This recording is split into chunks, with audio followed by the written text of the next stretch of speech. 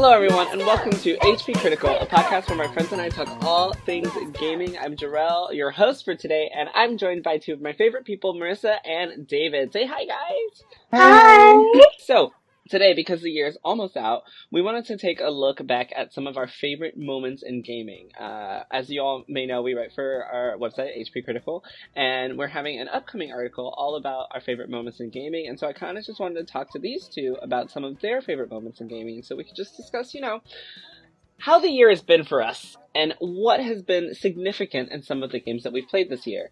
So, speaking on that, do either of you want to go first?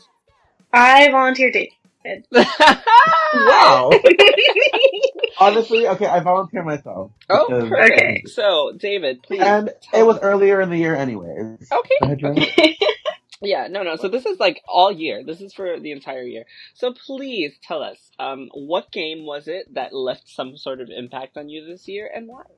Okay, so starting the year off right, we all got the much anticipated Kingdom Hearts 3. Rejoice to all the nerds everywhere. But, as much fun as that was, it did have many memorable gaming moments for both new and longtime fans. But for me, I was exceptionally emotional at the, I guess, 3/4 point of the game where, spoiler warning, you finally save Aqua from the Realm of Darkness. And it was just such a real emotional moment of this person who just had zero hope at all 10 years later being saved from peril of the evil this portion of the world. And I don't know, I just literally cried. Does that resonate with you for some specific reason? Is it because you had played the other games and you knew what she had been through, or is it because you were going through something at the time that made you feel that way? Trapped and being saved in the future. What was it at that moment? That specific moment. I'm trying to bring me to tears, David. Let's dive You know what? in. Yeah, things had been rough in the life of a man named David. And even though that wasn't the point where they had gotten better, but I just think, seeing a character who had felt so bleak for so long without any hope, finally realizing that there is always some amount of hope, made me realize, what, there is hope.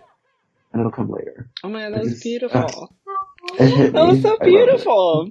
I think, that's one of the best things about the Kingdom Hearts franchise. I know a lot of people were complaining about how happy Sora was, 24/7, before the game came out. A lot of reviews and some, early adopters were all saying, oh yeah, he's just constantly happy. But I think that sometimes that's kind of what you need. And I think Sora is just such a great example of how to go throughout life. I was actually crushed in the moment that he lost. You know what I'm talking about? Yeah. When he failed and then he just falls on the floor bawling, and I was like, but then I was also like, boy, get your ass up, let's go. You're Sora, let's get it together. And then I won't go into detail because that whole segment kind of upset me. The fact that he did all that just to rewind, and then I was literally so you just gonna do the same thing, you're not gonna change Sora, and I also was upset by his decisions in the end, but whatever. The point is, I actually also really love Aqua, and so I completely relate, and I think that's such a great moment, and I'm so happy that video games were able to help get you through, a tough time. That's amazing. I mean, that's what they're there for, right? That escape from reality.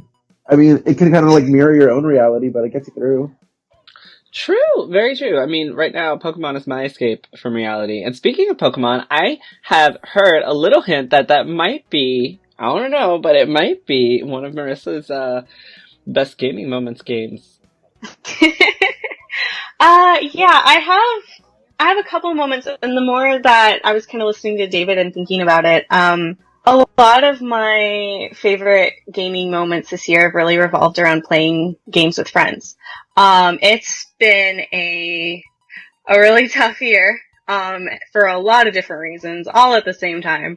And really just being able to play games with my friends and just kind of tune out everything and not think about stuff that was going on and just focus on maybe a little bit of Overwatch or jumping into Pokemon for the first time with some friends.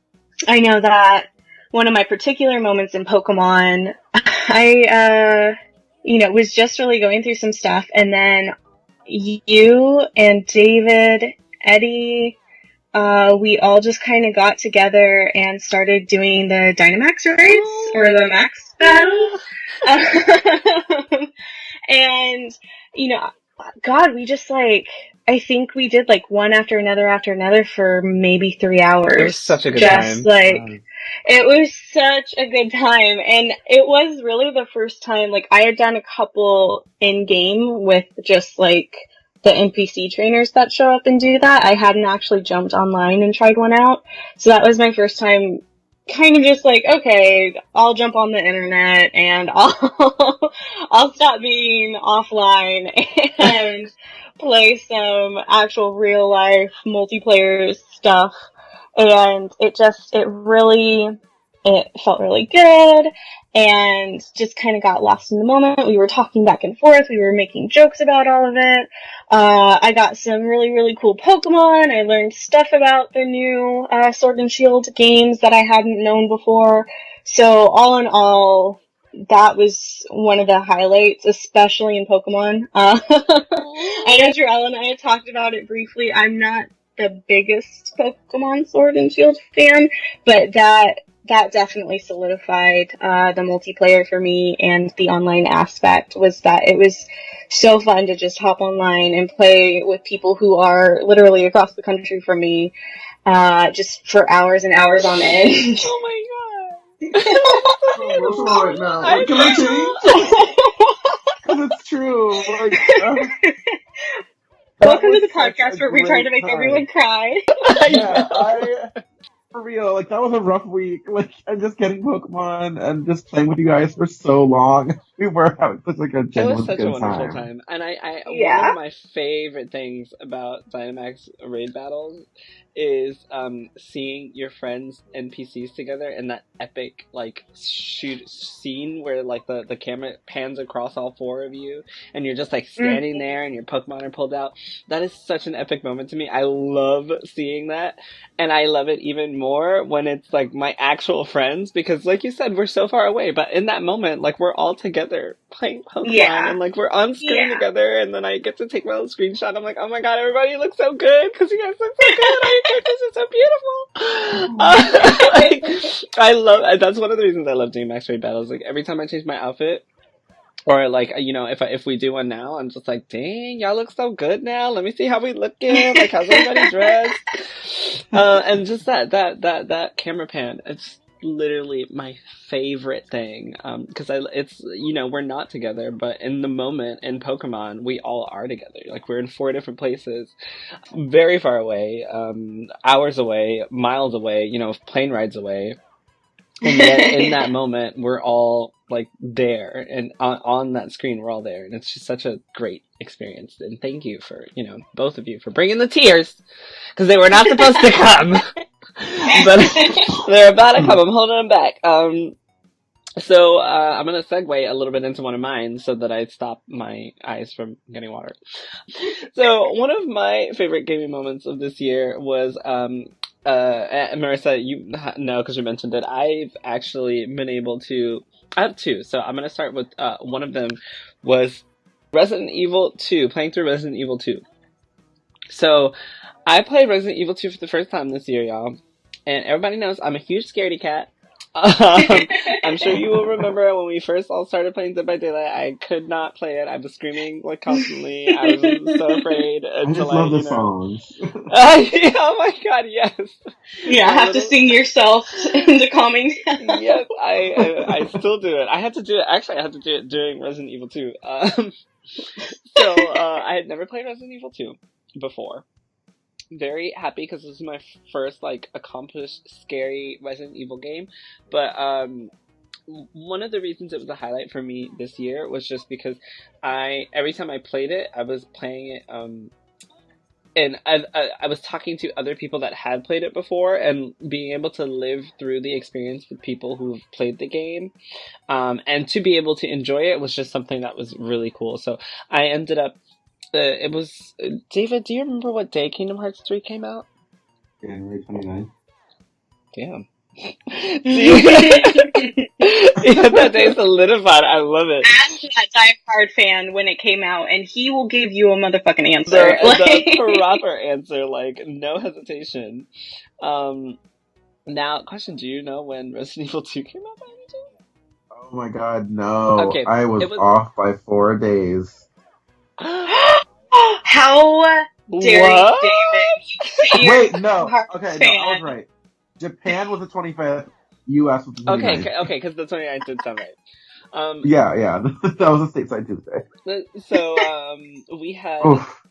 January 11th was the release of Resident Evil 2, and it was like a week or two before Kingdom Hearts 3.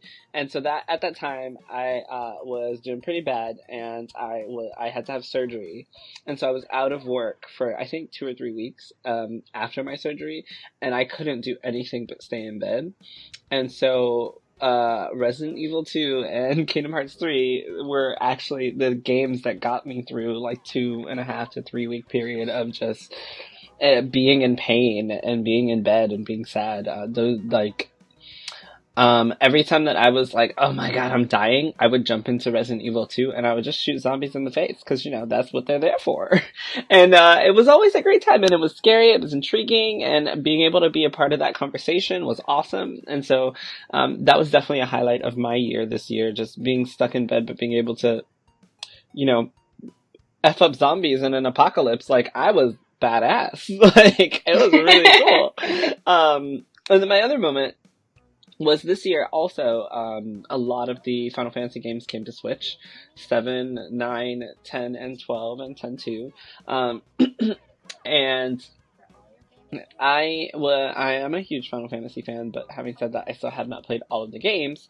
So I had the opportunity to play 7 and 9 for the first time on the Nintendo Switch this year, and they are now 2 of my most played games of all time on the Switch. The Switch is a great place for on-the-go RPGs. Like, it's amazing. JRPGs, like, so happy. I love it. And one of the reasons that I'm gonna go specifically with 7 and 9. I was gonna go specifically with 9, but I have to add 7 just because it was such an iconic moments that happened with it. So, for Final Fantasy 9, one of the reasons, I guess I'm doing 3 games. My bad, y'all. That's fine. One of the reasons that Final Fantasy 9 was such an impactful playthrough for me was because it was the first time I played. A long time ago, when I was younger, without revealing my age, I saw a magazine and I saw the characters in Final Fantasy 9. But Final Fantasy X was the first Final Fantasy game I had ever played, and I didn't know these characters. And so it was really a weird nostalgic trip when I started playing 9 and I saw the characters and I was like, I'm actually familiar with them. And it just took me back to, because I saw them in a magazine. I can't tell you what magazine it was. This was literally years ago. What year, do you know what year this game came out, David? By any chance? 9, I want to say, was 99? I only asked because I know it's your favorite Final Fantasy game. So I was like, maybe it is. It's 2000, but very close. Yeah. So back in 2000, little old me had video game magazines, and I had actually seen this game, and I had seen the characters, and I also played Kingdom Hearts, which was one of my favorite franchises, and so I knew Vivi from Kingdom Hearts, but I didn't know that he was actually from Final Fantasy IX. And so being able to relate those characters and live through their story was already a special moment because I kind of already felt connected to them. 1. 2, a lot of people love Final Fantasy IX, including you, David. So it was also really a great moment to like have a conversation about a game from, you know, years ago. Be able to talk about it with people who are passionate about it, because one of the best things about playing games is being able to talk to your friends about your favorite games, talking about the gaming experience, sharing that experience with people. So it was really, really cool to be able to play Final Fantasy IX in 2019 and be a part of a conversation that's been happening since the year 2000 with people that love this game, that are passionate about it, and, you know, like, just talking to you, David, about, you know, your favorite character and how you feel about this part of the game and how you feel about that part of the game.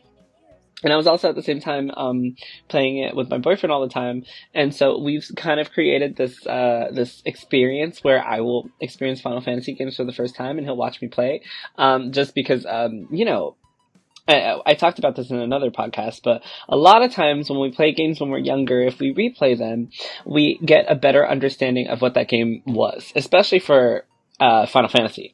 Because, having played Final Fantasy X when it was first released, and then playing it again, just trying it again a little bit recently, or even Final Fantasy XII, for example, those games mean so much more when you're older and you can actually understand more, like where they're coming from and what they are and what the story means. So, seeing people have a new perspective on it, having these moments, there specifically, I'm gonna wrap this up because I'm taking too long, but there's a very specific moment in Final Fantasy IX that I will never forget. I was at my boyfriend's house, I was playing on the TV, and I don't remember what I was doing. I was doing something really stupid in the game, and he was looking at me like, what are you doing? And I was like, I don't know. And I couldn't figure out where to go next. And I can perfectly visualize exactly what the screen looked like. I really couldn't figure out where to go next. And I was like, oh my god, just tell me. And he was like, no, you have to play the game. I was like, oh my god, just where am I supposed to go? I was like, I don't want to do this anymore. Just tell me where I'm supposed to go. And then when he was going to tell me, I was like, oh my god, no, I'm going to figure it out because I'm stubborn and annoying.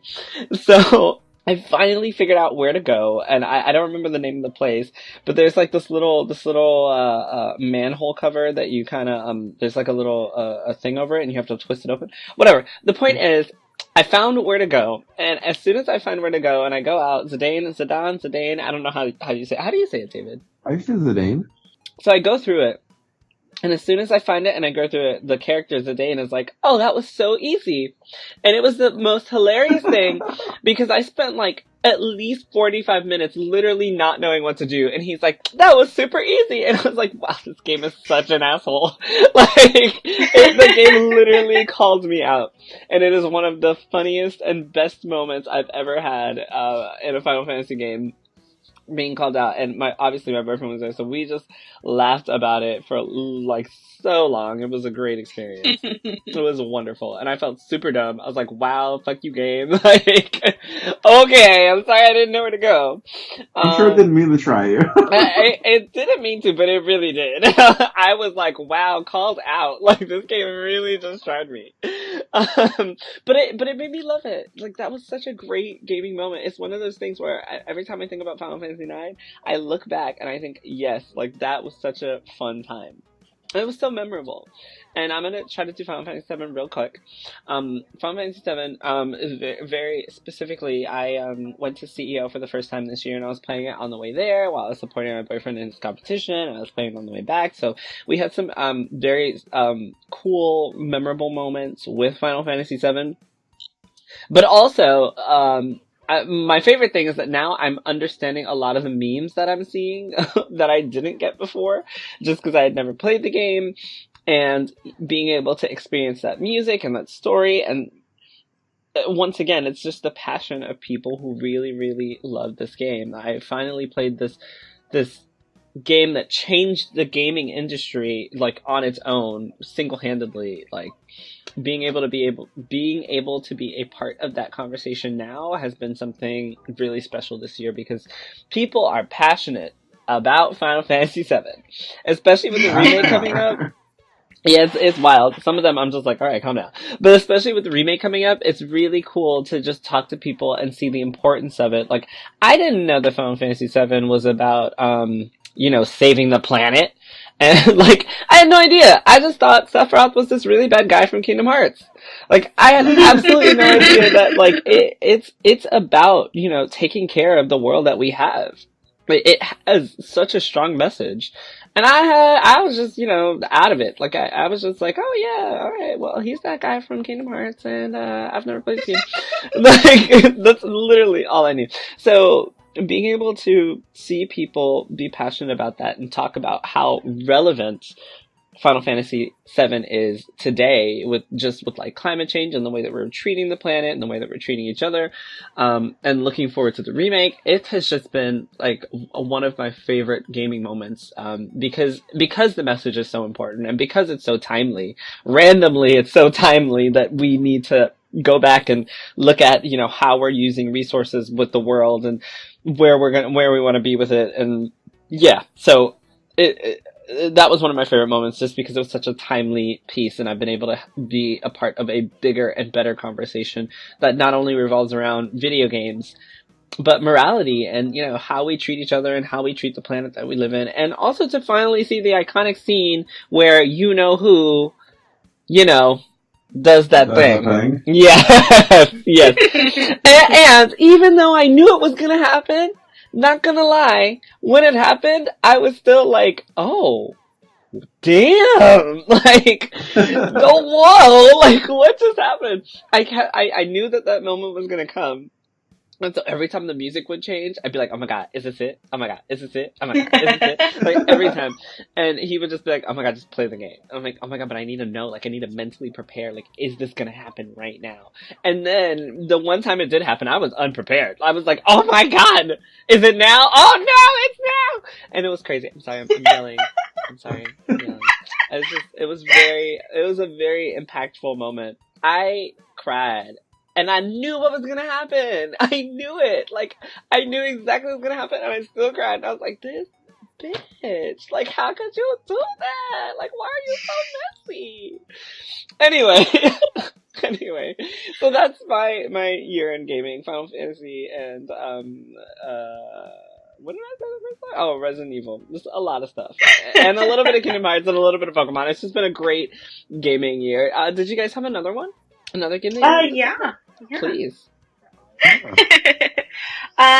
So really, Smash this year has had a lot of memories for me. A lot of really good memories. I am gonna mention Smash in an upcoming article about gaming moments and what they meant to us this year, but this is gonna be something a little bit different.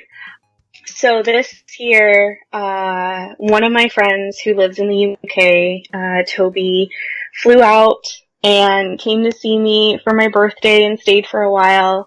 And, we had been talking about video games for a long time. We, had some similar interests in video games and stuff like that. But there were very few times where either we had the games that coordinated with each other, the time difference is really crazy, lag is really bad, especially for Super Smash lag. Oh. So I got to play Super Smash Brothers with one of my best friends in person, and it was incredible. Finally being able to just like be in the same room as him while we were playing is something that if you would have asked me a year ago, I would say probably not very likely, or at least, didn't think it was going to be happening this year. And just, oh my god, it was such a good time. That and we played Overcooked. I had him play Persona 5 for the first time for a little bit. Just honestly getting to finally sit down and play games with him. Most of my friendships are very far away. I have, a friend in North Carolina that I play with a lot. I have you guys in Florida. I have Toby in the UK. I'm in Miami, not Florida. Okay. Sorry. He's from Miami proper. There we go. I'm not making specify my location in Florida, I promise. This Florida sucks, but Miami doesn't. So, I gotta let people know. Damn, okay. But it's crazy that when I stop and think about it, I've played with so many people that I've either never met in person, who have been really far away. Gaming moments that don't just apply to this year. But then the ones that do, that have meant a lot, is just, kind of like what I said earlier, all of my gaming moments have really been around playing with friends. But that was one of them that almost felt kind of surreal. This person who I've only ever talked to on Skype was finally in person, us trading blows, doing different modes in Smash, not having to have a lot of lag or anything like that, since we're finally just playing, on the couch together. So, yeah, that moment was, pretty fucking good. Yeah, it was a really, really, really good moment. So yeah, Pokemon, Super Smash Bros, a little bit of Overwatch, a little bit of Dead by Daylight. Those have been my games of the year, and all because I got to play them with really, really, really good people. That's so amazing. Right, okay, quick shout out to Smash from last year as well, because I know we all had, like, the freakiest freak-out moment during the Game Awards when Joker was announced last year as the first DLC character in Smash. That was just, everything. That blew up everything. Like, it's incomparable.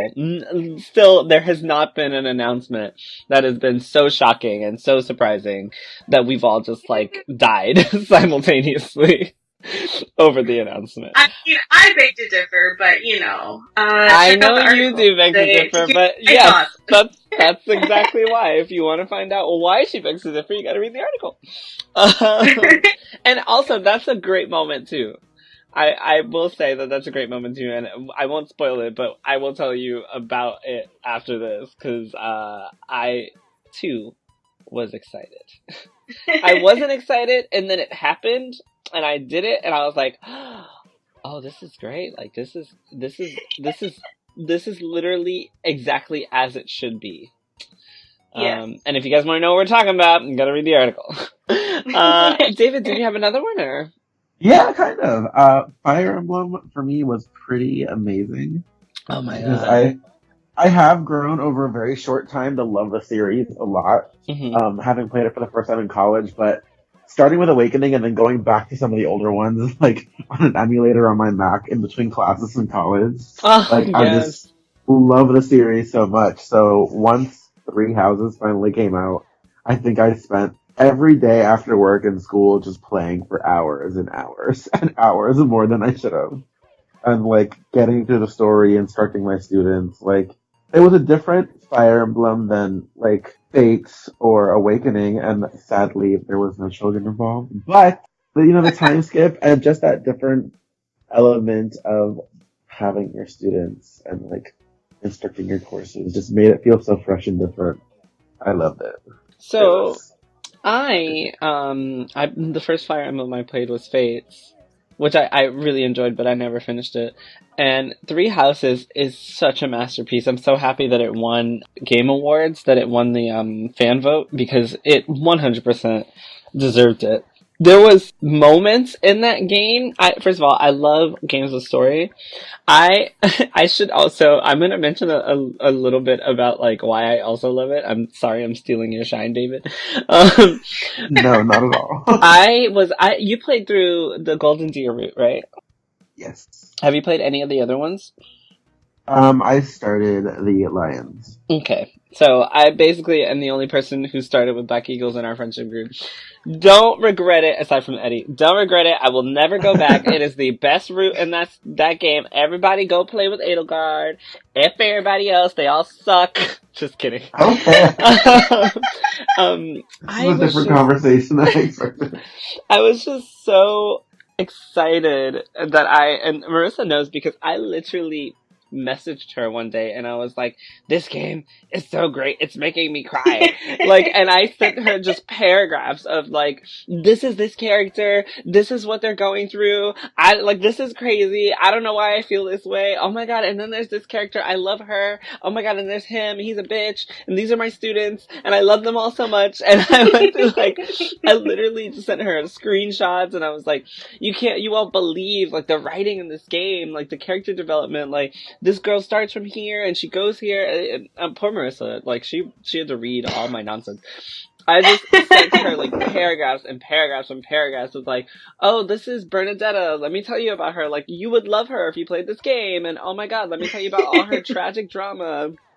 And then, not only Marissa, but going back and talking to Christy about it and, like, going back and forth about, you know, what houses we picked. I know there was I love moments in gaming where we get a little bit of competition and, like, it creates, like, a gaming bubble, kind of like how, Pokemon, Go did for a while, where the whole world was just playing Pokemon. Fire Emblem did that, and on a much smaller niche scale, but you know, we had everyone, going against each other at what house we would pick, and it just created a nice little gaming community at the time, and then when the game came out, it just expanded on that community with how wonderful this game was. Like, it is still my second most played game on the Switch. It used to be my first. It used to be my third because it was Octopath, and then it hopped up to second because I played it more than Octopath. The first, rather.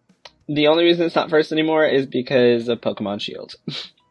Otherwise, Three Houses would definitely be my most played Switch game. And I'm not even done. That's all just with one route. I still have to go back and do the other two. But anyway...